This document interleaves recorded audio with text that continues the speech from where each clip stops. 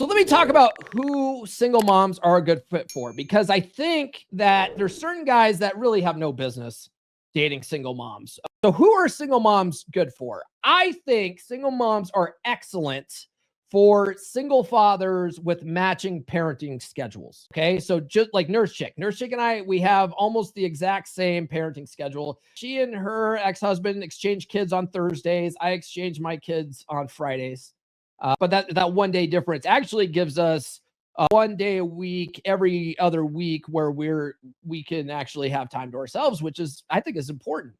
It's important for couples to not be together all the time and actually have a little bit of space to actually miss each other and be able to not have so much fusion going on in the relationship. It's very healthy that way. So I love it. I love that she has to go back on Thursdays, and she does the child swap, and so every other Thursday I get it totally to myself.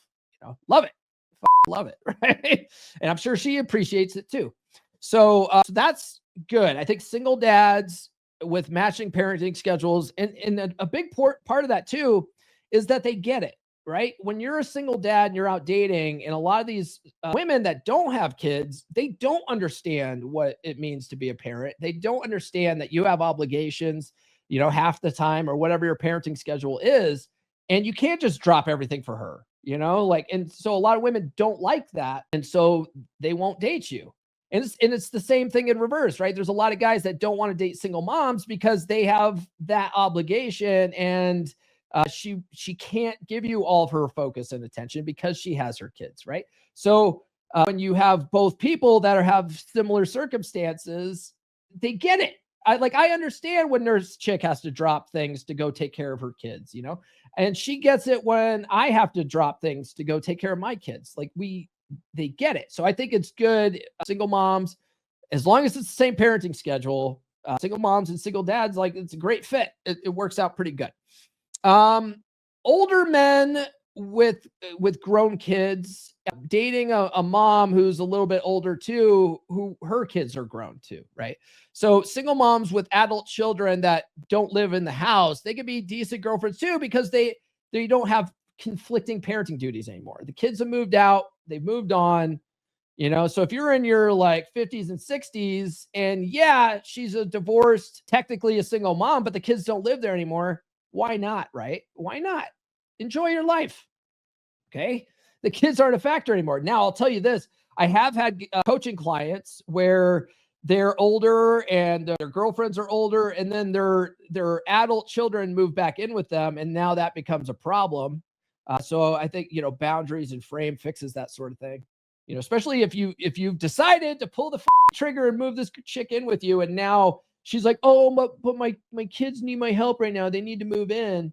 Those are some things you need to think about, that's a possibility that might come up, and it might cause problems in your relationship, right? So frame and boundaries would fix stuff like that.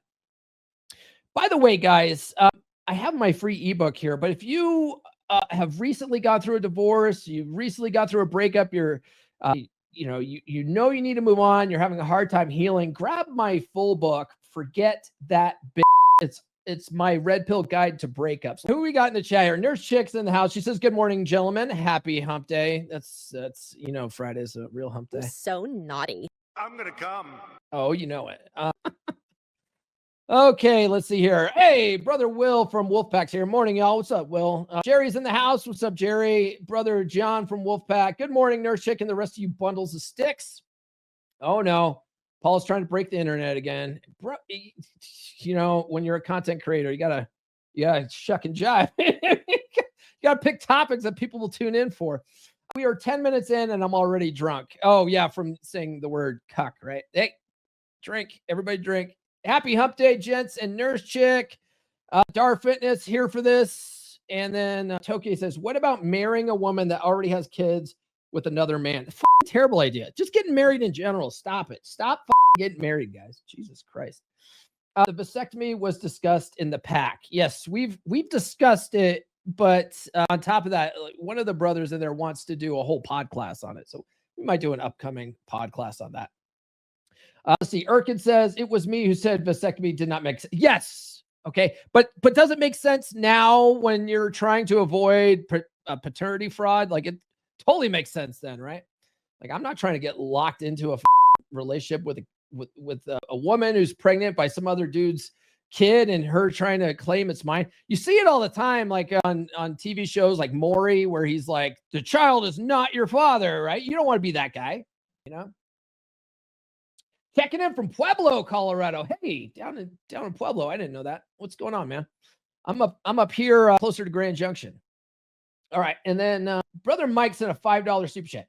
Guys move in with a woman too fast because they want to save money on rent rather than putting in the effort to make more money for themselves. Seriously, just go make more money for yourself. Don't move these chicks in to save on rent. Okay.